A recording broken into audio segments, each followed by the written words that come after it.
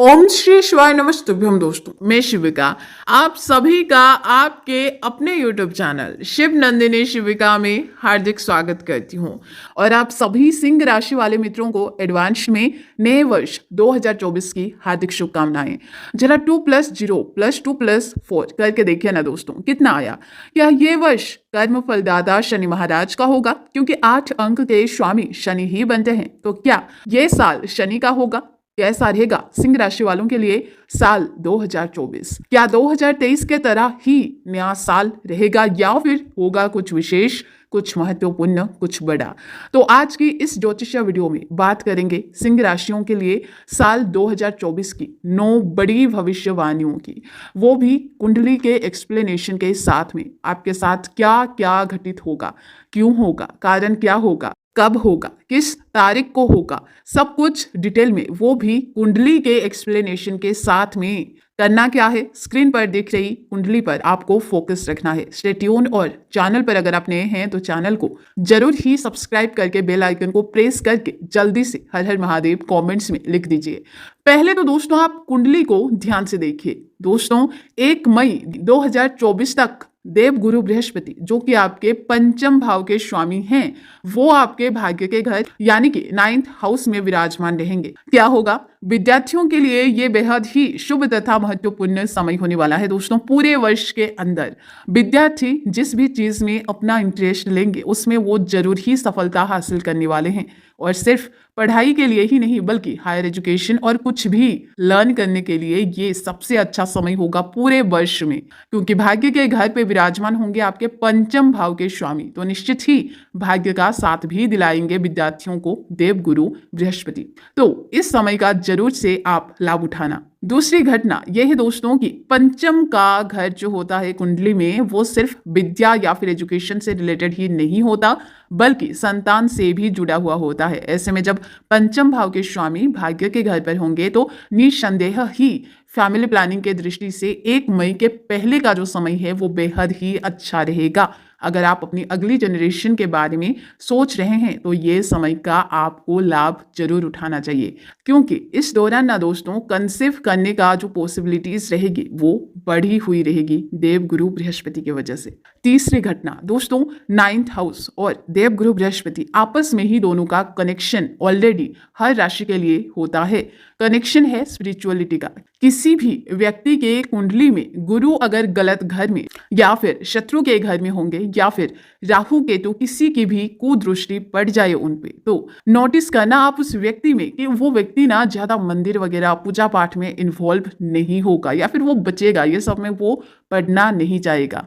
उनका अपने पिता के साथ अनबन बना रहता है। टीचर्स या फिर जो उनके सीनियर होंगे उनसे मिसअंडरस्टैंडिंग होती रहेगी।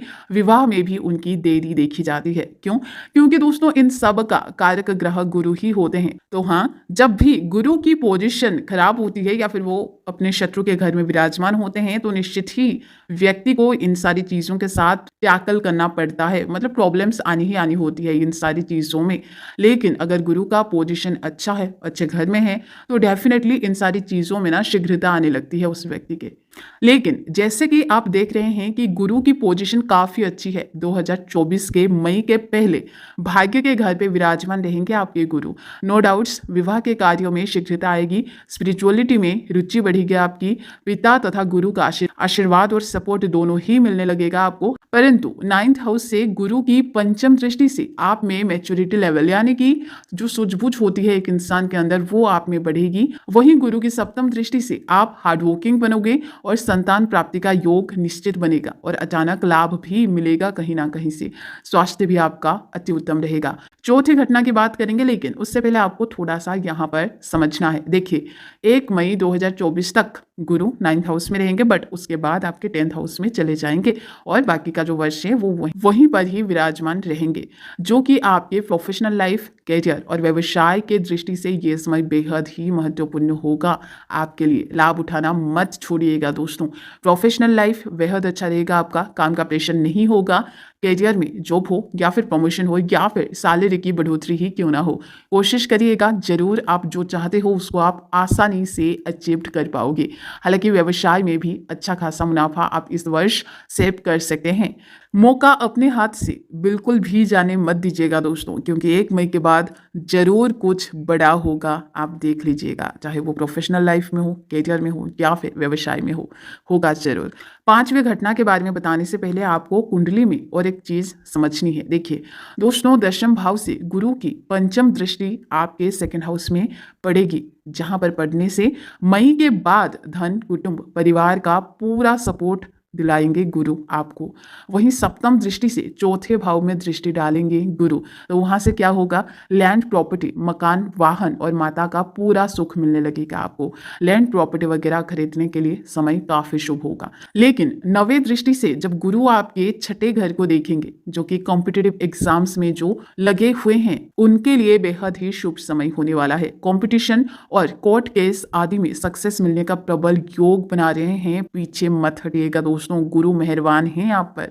और एक चीज, अगर आप किसी रोग से 1.5 वर्षों से, ध्यान से सुनिएगा, अगर आप किसी रोग से, अगर आप 1.5 वर्षों से पीड़ित थे या फिर बीमार हो अभी भी, तो 1 मई के बाद निश्चित ही आपको उससे राहत मिलना प्रारंभ होने वाला है। अब कर्म फलदाता शनि महाराज के माध्यम से 6ठे घटने को समझाती हूँ आपको। देखिए क्या होने वाला है, क्यों और किस वजह से होगा आपके साथ, कब होगा। देखिए इस पूरे वर्ष ना दोस्तों, शनि अपनी मूल त्रिकोण राशि कुंभ राशि में, यानी कि आपके 7वें भाव में ही रहेंगे। कोई इधर उधर परिवर्तन नहीं करेंगे, अपनी राशि ट्रांजिट नहीं करेंगे, उसी घर में पूरे वर्ष रहने वाले हैं।